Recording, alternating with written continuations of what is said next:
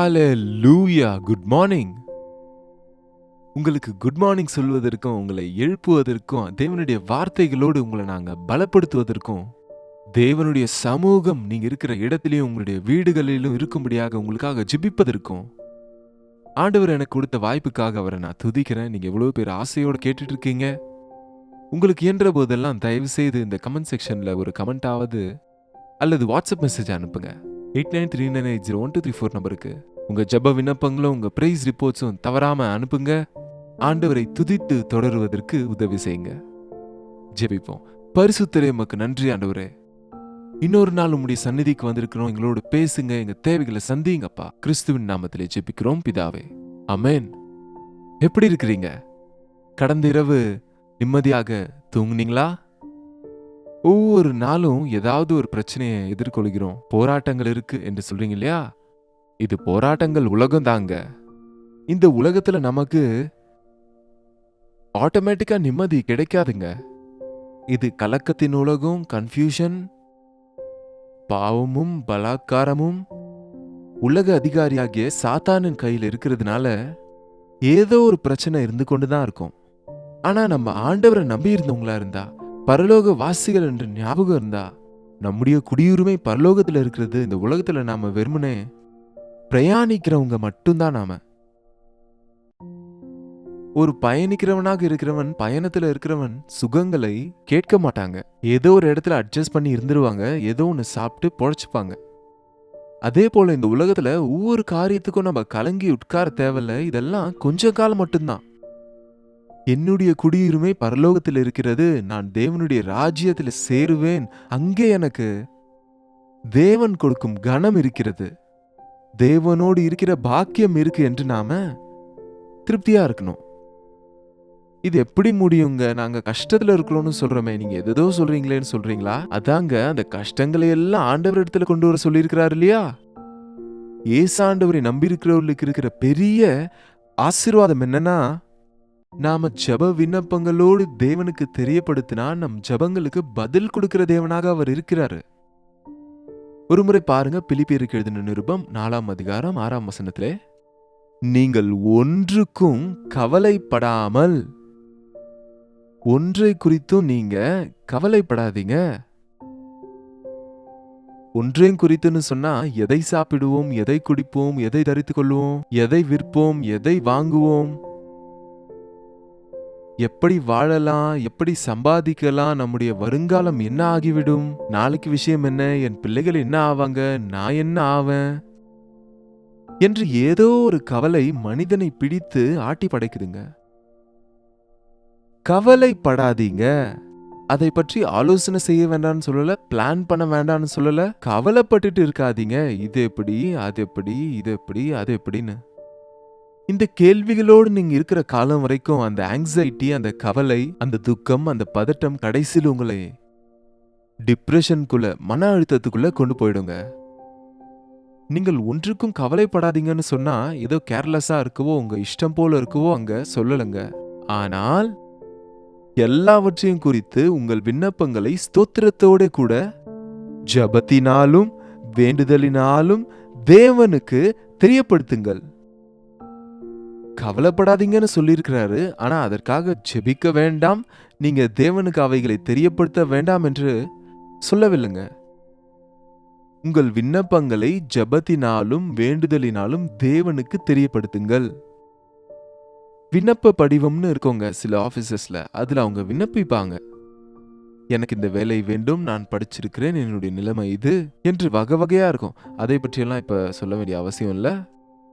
நம்முடைய விண்ணப்பங்கள் மனிதர்களிடத்துல, ஆபீசர்ஸ் இடத்துல, கவர்மெண்ட் இடத்துல, மனுஷங்க இடத்துல எவ்வளவு விண்ணப்பிச்சாலும் பதில் கிடைக்காம கூட போகலாம். ஆனா தேவனிடத்துல விண்ணப்பம் செய்தால், ஜெபத்தினால நம்முடைய விண்ணப்பங்களை தேவனுக்கு முன் வைத்தா, நாம் நன்றியோட, விசுவாசத்தோட, தேவன் எனக்கு இது செய்து முடிப்பார் என்ற நம்பிக்கையோட நாம தேவனிடத்துல நம்முடைய விண்ணப்பங்களை தெரியப்படுத்தினால், அநேகர் சொல்லுவாங்க, தேவனுக்கு தெரியும் இல்லைங்க, தேவனுக்கு தெரியும் இல்லையா, நான் எதுக்கு தெரியப்படுத்தணும்? தேவனுக்கு தெரியுங்க, எல்லாம் தெரியும், எல்லார் விஷயமும் தெரியும். எல்லாரும் கஷ்டத்துல தான் இருக்கிறாங்க, எல்லாரும் பிரச்சனைகள்ல இருக்கிறாங்க. எல்லாருடைய பிரச்சனைகளையுமே தேவன் தீர்த்து விட்டாலும் கூட திரும்பவும் பிரச்சனைகளை சிக்கிக் கொள்ளுவாங்க. முதல்ல பிரச்சனையே இல்லாத உலகத்தை ஆண்டவர் சிருஷ்டித்தா பிரச்சனையை உருவாக்கினதே மனுஷன் தானங்க. தேவன் மனிதர்களை குற்றமற்றவர்களாக உருவாக்கினார். ஆனால் அவர்கள் பலவித தந்திரங்களை செய்து கொண்டாங்க. உன்னுடைய கவலைக்கு என்ன காரணம்னு நீங்க புரிஞ்சுக்கணும். உனக்கு உண்மையான தேவை என்ன உன் வாழ்க்கையில? உனக்கு இருக்கிற குறைவு என்ன? நீ கவலைப்படுகிற விஷயம் என்ன என்று நீ புரிந்து கொண்டு, மனிதர்கள் தீர்க்க முடியாது, இதை தேவன் மட்டுமே தீர்க்க முடியும் என்று அறிந்து உங்கள் விண்ணப்பங்களை தேவனுக்கு தெரியப்படுத்துங்கள். கேட்கலன்னா அம்மாவும் கொடுக்க மாட்டாங்கன்னு சொல்லுவாங்க. கேளுங்கள் உங்களுக்கு கொடுக்கப்படும், தட்டுங்கள் திறக்கப்படும், தேடுங்கள் அப்பொழுது கண்டடைவீர்கள் ஆண்டவர் ஏன் சொன்னாரு? கேட்கிற யாவருக்கும் தரார் அவரு. நாம விசுவாசிக்காம தேவனுடைய உதவியை கேட்காம, தேவனை நேசிக்காம, அவரின் கட்டளைகளுக்கு கீழ்ப்படியாம, தேவனின் பிள்ளைகளாக மாறாம, பாவத்தை விடாமல் இஷ்டம் போல வாழ்ந்து கொண்டு, எனக்கு ₹1,00,000 கொடுங்க, நான் இதை செய்ய வேண்டும், எனக்கு இதை கொடுங்க அதை கொடுங்க என்று உலகத்துல பாவத்திற்காக செலவழிப்பதற்கு உங்களுக்கு பணம் சொத்துக்களும் கேட்டா தேவன் எப்படி கொடுப்பார்? யோசிச்சு பாருங்க. உனக்கு தேவன் அவைகளை கொடுத்தாலும் அதன் மூலம் நீங்க இன்னும் பாவியாகவும் கெட்டு போனவங்களும் ஆவீங்க இல்லையா? அதற்கு தான் ஆண்டவரே, என்னுடைய அறிவின்மையினால கடன்ல விழுந்துட்டேன், இந்த கடன்ல இருந்து என்ன விடுவீங்க ஆண்டவரே. என்னுடைய முட்டாள்தனத்தினாலே கெட்ட பழக்கங்களுக்கு அடிமையாகி என்னுடைய ஆரோக்கியத்தை கெடுத்து கொண்டேன். ஆண்டவரே, எனக்கு ஆரோக்கியத்தை கொடுங்க, என் பாவங்களை மன்னியுங்க. ஆண்டவரே, என்னுடைய மனசை கெடுத்துக்கொண்டு அனாவசியமான காரியங்களால நிரப்பிக் கொண்டேன், இப்போ மன நிம்மதி இல்லாம இருக்கிறேன், என் இருதயத்துக்குள்ள வாங்க என்று தேவனுக்கு நம்முடைய நிலைமையை அவருக்கு தெரியப்படுத்தி இதற்காக நாம் அவருடைய உதவியை கேட்டால் அவர் கொடுப்பதற்கு ஆயத்தமாக இருக்கிறாருங்க. ஒன்றை குறித்தும் கவலைப்படாதிருங்க. கவலை என்பதுங்க ஒரு விஷயத்தை மீண்டும் மீண்டும் மீண்டும் அதை யோசனை செய்வது. கவலை என்பது டிப்ரெஷனாக மாறுகிறது இன்றைக்கு.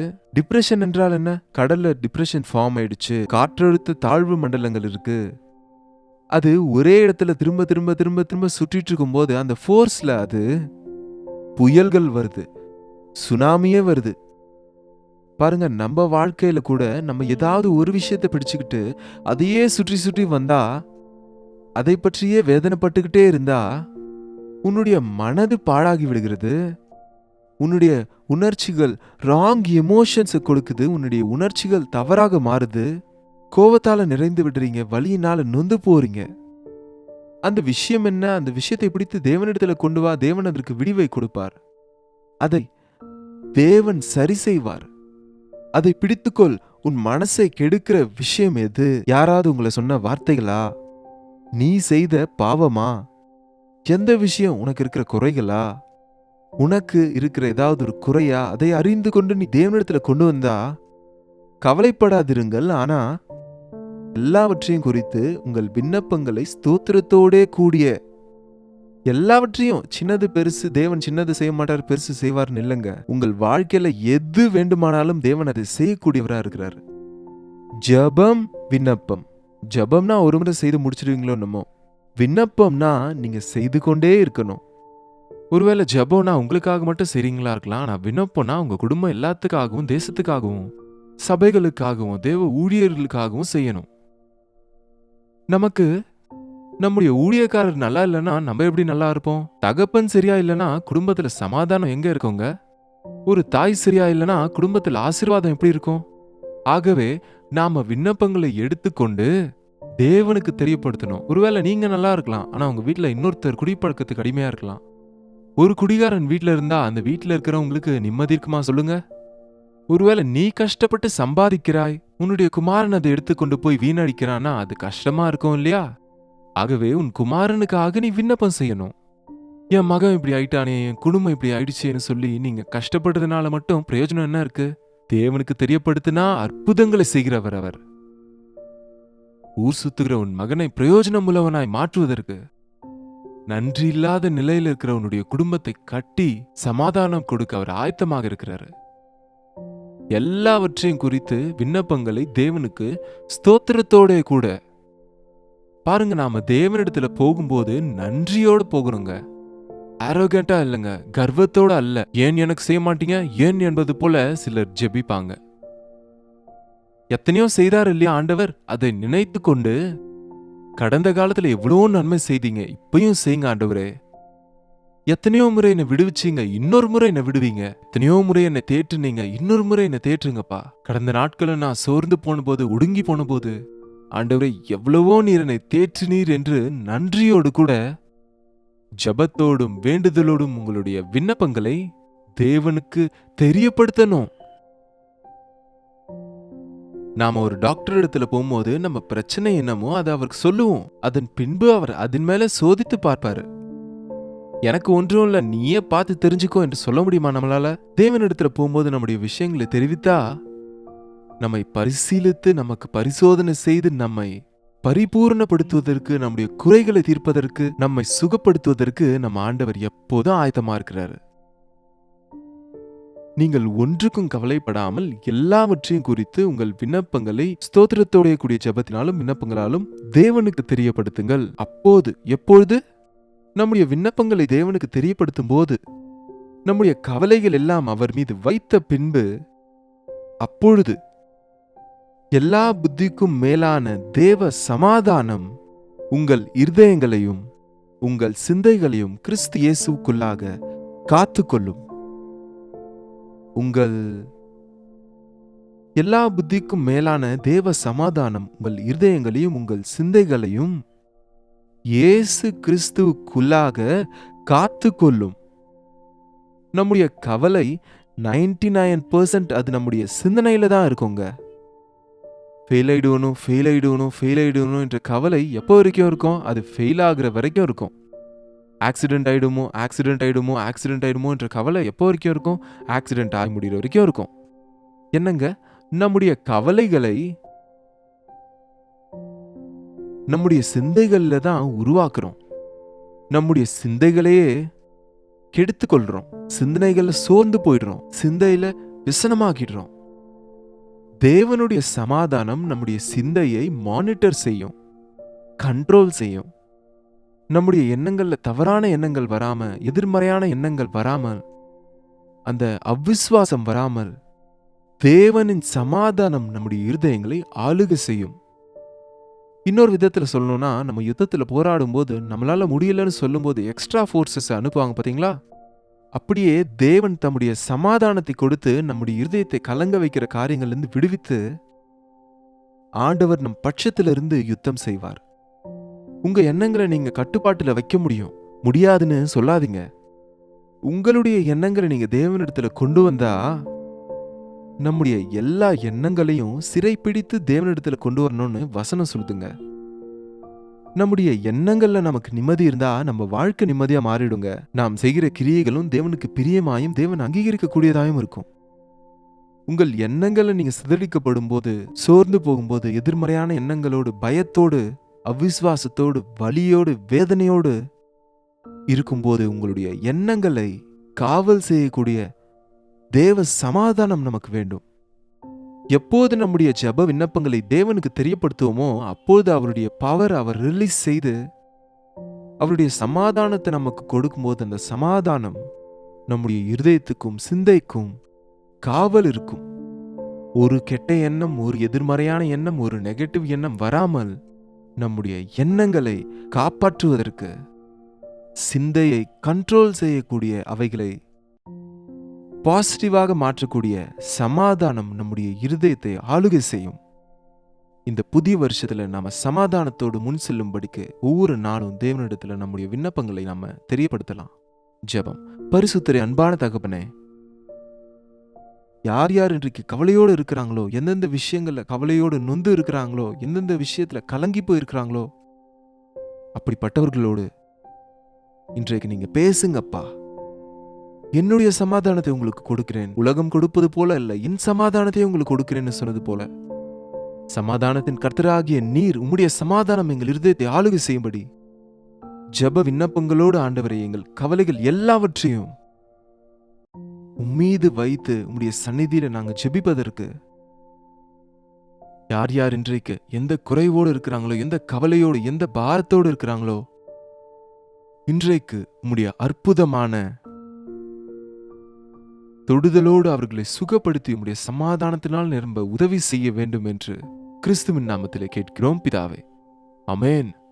பிதாவாகிய தேவனுடைய அன்பும் குமாரனாகிய கிறிஸ்துவின் கிருபையும் பரிசுத்த ஆவியானவரின் அந்யோன்யமும் ஐக்கியமும் கூடி வந்திருக்கிற நம் அனைவருக்கும் இப்பொழுதும் சதா காலம் துணையாயிருப்பதாக. அமேன். தேவனுக்கு ஸ்தோத்திரம். உங்களுடைய ஜெப விண்ணப்பங்களுக்கும் பாரங்களுக்கும் 8939801234 என்ற நம்பருக்கு ஒரு டெக்ஸ்ட் அல்லது வாய்ஸ் மெசேஜ் மூலம் எங்களுக்கு நீங்க தெரியப்படுத்துங்க. உங்கள் பட்சத்தில் நாங்கள் ஜெபிக்கிறோம், நீங்களும் ஜெபிங்க. கர்த்தர் நிச்சயமாக பதிலை கொடுப்பாரு. டாக்டர் ஜெயபால் யூடியூப் பேஜ் நீங்க இன்னும் சப்ஸ்கிரைப் பண்ணலன்னா தயவுசெய்து சப்ஸ்கிரைப் பண்ணுங்க, லைக் பண்ணுங்க, ஷேர் பண்ணுங்க. மற்றவங்களும் ஆசீர்வதிக்கப்படுவாங்க. உங்க பேரையும் ஊரையும் கமெண்ட் செக்ஷன்ல டைப் பண்ணுங்க. கர்த்தருக்கு சித்தமான நாளைக்கு இதே நேரத்தில் அனுதின தியான நிகழ்ச்சியில மீண்டும் உங்களை சந்திக்கிறேன். அது ஒரு கர்த்தருடைய கிருபை உங்களுக்கு துணையாயிருப்பதாக.